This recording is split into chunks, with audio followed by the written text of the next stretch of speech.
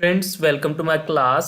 Students हम chapter number 10 gaseous exchange के बारे में पढ़ रहे हैं और इसमें जो टॉपिक हमने स्टार्ट किया हुआ है वो है द मैकेनिज्म ऑफ ब्रीथिंग। पिछली दो क्लासेस में हमने इंस्पायरेशन और एक्सपायरेशन के बारे में डिस्कस कर लिया था। आज हम देखेंगे कि इंसान में ब्रीथिंग की रफ्तार को कंट्रोल कैसे किया जाता है। तो इंसान में ब्रेन के अंदर रेस्पिरेटरी सेंटर मौजूद है। ये रेस्पिरेटरी सेंटर इंसान में ब्रीथिंग की रफ्तार को कंट्रोल करता है। अब ये कैसे ब्रीथिंग की रफ्तार को कंट्रोल करता है आपने ध्यान से समझना है, इंशाल्लाह आपको समझ आ जाएगी। सबसे पहले मैं इसको रीड करता हूँ, फिर उसके बाद मैं आपको समझाऊंगा कि ये किस तरह वर्क करता है। Respiratory centre, human breathe 16 to 20 times per minute at rest. आराम की हालत में इंसान 16 से 20 मरतबा सांस लेता है। The rate of breathing is controlled by the respiratory centre in the brain. Breathing की रफ्तार को ब्रेन में रेस्पिरेटरी सेंटर मौजूद है वो कंट्रोल करता है। The respiratory centre is sensitive to the concentration of carbon dioxide in the blood. ये रेस्पिरेटरी सेंटर ब्लड में कार्बन डाइऑक्साइड की कंसंट्रेशन के लिए बड़ा सेंसिटिव है।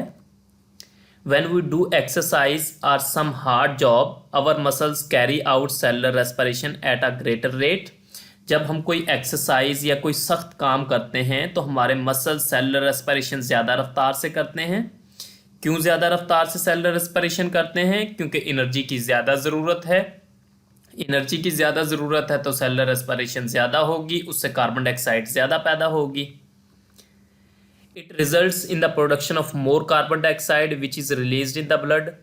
तो इससे क्या होगा, जब सेलुलर रेस्पिरेशन ज़्यादा रफ्तार से होगी तो कार्बन डाइऑक्साइड की ज़्यादा मिकदार पैदा होगी which is released into the blood, जो कि ब्लड में खर्च कर दी जाएगी।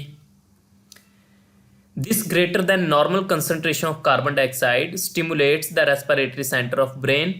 नॉर्मल से ज़्यादा कंसंट्रेशन कार्बन डाइऑक्साइड की रेस्पिरेटरी सेंटर को स्टिमुलेट करेगी।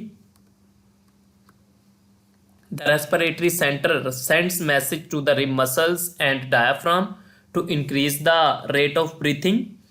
जो रेस्पिरेटरी सेंटर है जैसे ही ये स्टिमुलेट होगा, ये रिब्स के मसल्स यानी कि इंटरकॉस्टल मसल्स और डायाफ्राम को मैसेज सेंड करेगा कि आप ब्रीथिंग की रफ्तार बढ़ा दो, सो दैट ताकि the excess carbon dioxide present in blood can be removed out of body, ताकि जो कार्बन डाइऑक्साइड हमारे ब्लड में मौजूद है उसे जिस्म से खारिज किया जा सके। ड्यूरिंग एक्सरसाइज और other hard physical work, exercise या किसी भी दूसरे सख्त काम के दौरान द ब्रीथिंग रेट में भी increase up to 30 to 40 times per minute. Breathing की रफ्तार 30 से 40 टाइम्स बढ़ जाती है एक मिनट में।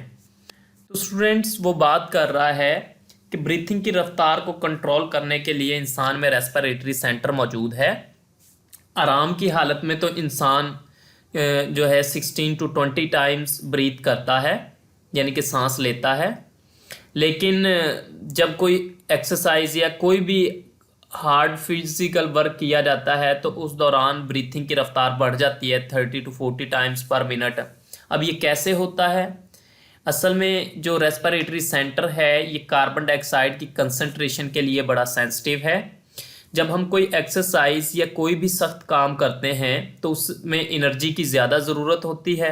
तो जब एनर्जी की ज़्यादा ज़रूरत होती है तो मसल्स सेलुलर रेस्पिरेशन ज़्यादा रफ्तार से करते हैं, और जब मसल्स सेलुलर रेस्पिरेशन ज़्यादा तेज़ करेंगे उससे एनर्जी तो ज़्यादा पैदा होगी लेकिन कार्बन डाइऑक्साइड की भी ज़्यादा मिकदार बनेगी।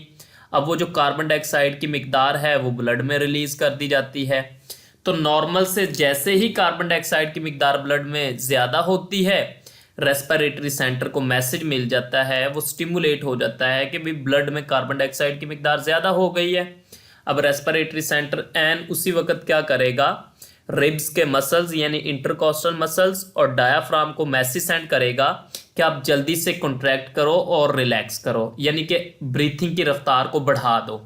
तो उससे क्या होगा, उससे जो एक्सेस कार्बन डाइऑक्साइड ब्लड में है उसे बॉडी से खारिज कर दिया जाएगा। तो स्टूडेंट्स इसी वजह से फिर जब कोई इंसान एक्सरसाइज करता है या कोई भी फिजिकल वर्क करता है तो ब्रीथिंग की रफ्तार बढ़ जाती है और बढ़कर 30 से 40 टाइम्स हो जाती है। तो स्टूडेंट्स ये था आज का हमारा टॉपिक। इससे रिलेटेड जो क्वेश्चंस हैं उनकी बात कर लेते हैं। What is respiratory centre? Respiratory centre क्या है, इसका आपने बताना है कि ये रेस्पिरेटरी सेंटर हमारे ब्रेन में मौजूद है, जो कि ब्रीथिंग की रफ्तार को कंट्रोल कर रहा है। और किस तरह कंट्रोल कर रहा है ये मैंने आपको समझा दिया है। आपने ये सारा इसका आंसर देना है। स्टूडेंट्स, पंजाब टेक्स्ट बुक जहाँ से आपने इस टॉपिक को प्रिपेयर करना है, आज हमने रेस्पिरेटरी सेंटर की बात की है। तो यहाँ से ये वाला पैराग्राफ है जिसमें रेस्पिरेटरी सेंटर को डिस्कस किया गया है। आपने इसको यहाँ से अच्छे तरीके से प्रिपेयर करना है। इसमें आपने ये भी याद रखना है कि नॉर्मल यानी कि रेस्ट के वक्त इंसान कितनी मरतबा सांस लेता है, 16 to 20 टाइम्स। और जब एक्सरसाइज या कोई भी फिजिकल वर्क करता है इंसान तो ब्रीथिंग की रफ्तार कहाँ तक बढ़ती है, 30 to 40 times per minute. Friends, उम्मीद है आपको समझ आ गई होगी। आपने इसको अच्छे तरीके से प्रिपेयर करना है। Thank you students.